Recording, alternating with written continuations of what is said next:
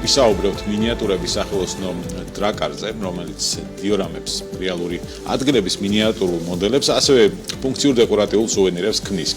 როგორ განვითარდა იდეამ, როგორც ბიზნესი დღევანდელ დღეს, ლილით ციქარიშვილი მინიატურების სახელოსნო დრაკარის თანადამფუძნებელი გვერდება პირდაპირ ეთერში დილდილო მშვიდობის. მადლობა მოგზაურობისთვის. დიდი მადლობა მოწვევის. დასაწყისისთვის მოდი მაყურებელს დრაკარი გავაცნოთ, მოკლედ შესავალი გავაკეთოთ. შეიძლება ჩვენი მსმენელების ნაწილი იცნობს თქვენს ბიზნესს, თქვენს სახელოსნოს, მაგრამ მოვყვეთ მისი პატარა ისტორია. დრაკარი არის როგორც აღნიშნე მინიატურების სახელოსნო და ვქმნით დიორამებს, რეალური ადგილების მინიატურულ მოდელებს. ჩვენ დავიწყეთ ასეთი, ასე ვთქვათ, მიმართულებით, რომ ვაცოცხლებდით ადამიანების მოგონებებს, საყვარელ ადგილებს, იმიტომ რომ როდესაც რაღაცა გენატრება შენთვის საყვარელი ადგილი, ძალიან სასიამოვნოა, როდესაც ვიღაცა გჩუქნის ან შენ თავად უკვეთავ შენთვის ძვირფასი ადგილის მინიატურულ მოდელს და შემდეგ შეგვიძლია რომ სახლში ამას უყურო და გაიხსენო ის რაღაცა ძვირფასი მოგონებები, რომლებიც ამ ადგილებთან გაკავშირებს და ეს იყო ჩვენი მთავარი იდეა, რითვისაც დავიწყეთ დრაკარი 5 წლის წინ და ამ მიმართულებით შემდეგ საკმაოდ განვითარდით. ანუ B2B იყო თავიდან არა, ფიზიკურად პირველი იდეა საიდანაც ამოვიდა, უფრო ფიზიკური გაყიდვების მიმართულებით იყო, შემდეგ უკვე გადავეწყეთ ასე ვთქვათ და B2B შეკვეთებით ავიღეთ და მიმართულებითაც მუშაობთ დღესაც და მალევე დავიწყეთ მოკლედ ამ კუთხით მუშაობა, იმიტომ რომ დიორამა იძლევა დიდ რესურსს იმისთვის, რომ ბევრი იდეა ჩადო მასში და კრეატიულად გამოხატო შენი სათქმელი და ამიტომ მოკლედ ვფიქრობთ, რომ კიდევ ბევრი რესურსი აქვს დიორამას, რომლისათვისაც შეიძლება თავიდან დაიწყეთ ხელით შექმნა დიორამებს. ეხლაც ეს პროცესი ცხადია ადამიანური რესურსი და ხელით შექმნა სჭირდება, მაგრამ რაღაც უფრო ინდუსტრიულზეც გადახვედით, ხო, გამომდინარე ზრდიდან თქვენი კომპანიისა. ეს პროცესი როგორ გაიარეთ?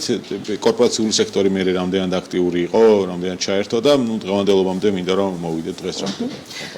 კი, თავიდან სრულად ხელით მუშაობდით და ესეთი ზოგადად დიორამების შექმნა ძალიან შრომატევადი პროცესი არის და დიდი დროც ჭირდება. თუმცა ამ ხელით მუშაობას რაღაც გარკვეული რესურსი აქვს, რა თქმა უნდა, დროის თვალსაზრისითაც და თვითონ ნივთის შექმნის თვალსაზრისითაც, იმიტომ რომ ყველაფერს შეკვეთას ვერ აიღო. ხო, ეგეც არის და ისიც არის, რომ რაღაცეებს ვერ გააკეთებ ხელით ფიზიკურად შეუძლებელი არის და ამიტომ მოიტანა ასე ვთქვათ საჭიროებებმა იმისთვის, რომ ის რომ ტექნიკაც ჩაგვერთო ამ პროცესში, შემდეგ სხვა დაფინანსებებით, საკუთარი თუ საგრანტო დაფინანსებებით, რისთვისაც ყველა დაფინანსებელს დიდ მადლობას ვუხდი, იმიტომ რომ ამაში ძალიან დიდი წვლილი ჰქონდა სხვა პროგრამებს, რომლებშიც მონაწილეობდით და ასე ვთქვათ ტექნიკურად გადავაიარაღეთ მთელი სახელოსნო და ეხლა სრული რესურსი გვაქვს, რომ თითქმის ყველა სირთულის პრინციპში სრულად შეგვიძლია ყველაფრის გაკეთება დიორამების მიმართულებით და ასე ვთქვათ დიდი რესურსი გვაქვს და პრეტენზია იმის, რომ სამუზეუმო დონის ნამუშევრების შექმნა შეგვიძლია, რაც მხოლოდ ეს ხელით ნამდვილად ძალიან რთული იქნებოდა. სუვენირების ნაწილს რაც შეეხება, რამდენად საინტერესოა ეს მიმართულება. დიორამა ცალკე მიმართულება, სუვენირები ცალკე მიმართულება.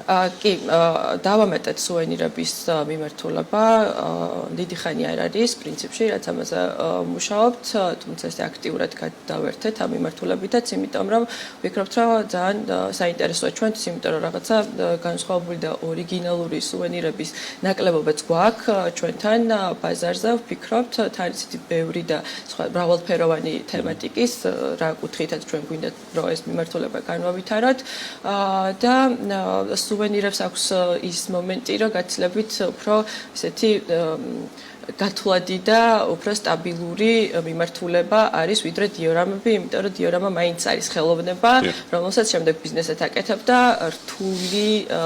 რთულია გაყიდვის თვალსაზრისითაც და რთულია ზოგადად სამუშაოს თვალსაზრისითაც. კონკრეტულ რაღაც შეკვეთასელობები ბიზნესის კუთხით გაცილებით უფრო მყარი და ისეთი შედარებით გათვლადი მიმართულება არის მაინც სუვენირები და ამიტომ ვფიქრობთ რომ შეთავსებთ რაღაც კარგად იმუშავებს რაღაც. კი, და უფრო ანუ ვინაიდან დიორამები არის ყველა უნიკალური, ყველა განსხვავებული, ყველა რაღაცა კონკრეტულ იდეაზე მორგებული, სუვენირების მრავალი რაოდენობის მოკლედ დამზადება შეგვიძლია მარტივად და უფრო ამ კუთხით ვფიქრობთ რომ შევათავსოთ ერთმანეთთან ეს ორი მიმართულება. გაყიდვების არხები რა გაქვთ დღეს?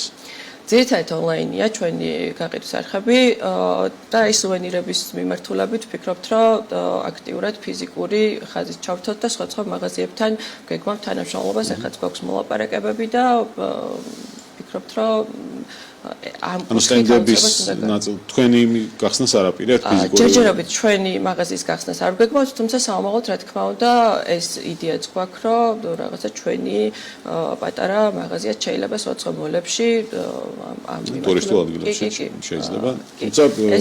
თუმცა ჯერჯერობით გვინდა რომ დავასტაბილუროთ ჯერ და დავაკმაყოფილოთ ჯერ ეს ონლაინ მიმართულება და ასევე სხვა ფიზიკურ მაღაზიებთან ვითანამშრომლოთ საწყის ეტაპზე რომ ნახოთ რა და როგორ მიდის რა გამოწვევები გაქვთ დღეს როგორც ბიზნეს რას გამოყოფთ ეს არასტაბილური მდგომარეობა იმიტომ რომ სუვენირებზე ძალიან ასე ვთქვათ ურტყამს როდესაც ესეთი პოლიტიკურიც და მოკლედ ეკონომიკური არასტაბილურობა აქვს ქვეყანაში, იმიტომ რომ პირველ რიგში სუვენირების ყიდვას წყვეტს ხალხი და აქედან გამომდინარე ეს ესეთი რთული პერიოდი იყო და არის ეხლაც მთელი ეს წინა წელი ფაქტიურად სულ რაღაცა ეს რყევებში გავატარეთ.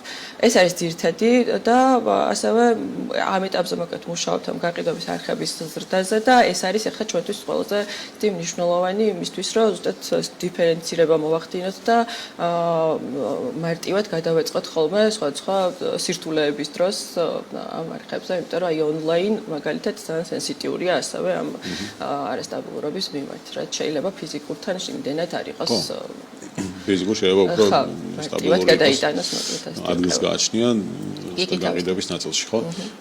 განვითარებას როგორ ხედავთ? ეთერ შემოსვლამდე ჩვენ საუბრობდით მუზეუმზე, რომელიც შეიძლება ცოტა შორეული პერსპექტივა იყოს, თუმცა საკმაოდ საინტერესო, ამიტომ მიდიხართ თუ არა იდეაში ამისკენ, ეს არის თუ არა რაღაც კონკრეტული გეგმა, სადაც ეს მიზანი გვაქვს, თუმცა რთულად განსახორციელებელი მიზანია ფინანსური თვალსაზრისით, თუმცა ასე ვთქვათ, ესე გვაქვს მიზანი დასახული და ნაბიჯ-ნაბიჯ მივიწევთ მისკენ. ეხლა ამ ეტაპზე ამაზე რა თქმა უნდა ესე ვერ ვმუშაობთ, თუმცა ამ ეტაპზე დიორამების განვითარება წარმოგვიდგენია ცოტა მასშტაბური შეკვეთებზე მუშაობის კუთხით, სხვა ვთქვათ კულტურული მემკვიდრეობის ძეგლების გადატანით მინიატურებში თუ ასე შემდეგ და ამ გამოცდილების დაგროვების კვალ უკვე ვფიქრობ, რომ შეგვეძლება მინიატურების მუზეუმის პროექტზე მუშაობაც და ვფიქრობ, რომ ერთ-ერთი საინტერესო ადგილი შეიძლება იყოს თბილისში ტურისტული თვალსაზრისით ეს კი, გეთანხმებით. შესაძლებელია თუ არა ამ ბიზნესის სხვა ბაზრებზე გატანა, ასე ვთქვათ, თქვენი საქმის რომელსაც აკეთებთ, ну ეს არ არის რაღაცა სუვენირების ნაწილი შეიძლება ცოტა კლასიკურად მოგვიჩვენოს ბიზნესმა. დიორამების ნაწილი, ну ესე არ არის, ყველა არ აკეთებს და ვერ აკეთებს დიორამებს. შეიძლება რომ სხვა ბაზრებზეც იფიქროთ თუ ჯერ საქართველოს ბაზრებზე. კი, ეს თემაც განხილული გვაქვს ზოგადად ექსპორტის მიმართულებითაც გვიმუშავია ესე ამ კუთხით პროექტებზე და ვფიქრობთ, რომ საინტერესო არის ზოგადად დიორამა ცოტა რთულია ექსპორტისთვის ტრანსპორტირების თვალსაზრისით, თუმცა დიორამები აქტიურად გამოიყენება ვიდეო პროდაქშენში და აი ამ კუთხით ვფიქრობთ, რომ შეიძლება საინტერესო იყოს საზღვარგარეთ ბაზრების მოძიებაც, იმიტომ რომ შესაძლებელია ჩვენი დამზადებული ვიდეო პროდაქშენის გაკეთება და ვიდეო იყოს პროდუქტი, რომელსაც ასე ვთქვათ, გავიტანთ. ამ მიმართულებასაც განვიხილავთ. ასევე სუვენირების კუთხით, ну კლასიკურად შესაძლებელი არის, რომ მაგალითად ეცეც გვაქვს მაღაზია, სადაც ასე ვთქვათ, ყიდით და ტრანსპორტირებას ვაკეთებთ და ასე რაღაცა დიდი შეკვეთების მიწოდებაზეც საზღვარგარეთ რა თქმა უნდა ვფიქრობთ. დიდი მადლობა სტუმრობისთვის. დრაკარს წარმატებები. დრაკარი იქნება ბრენდის ხმის სტუმარიც. რამოდენიმე ხანში ეს დაპირება მიღებული მაქვს. ლილი წიქარიშვილი იყო ჩვენთან ერთად მინიატურების სახელოსნო დრაკარის თანადამფუძნებელი.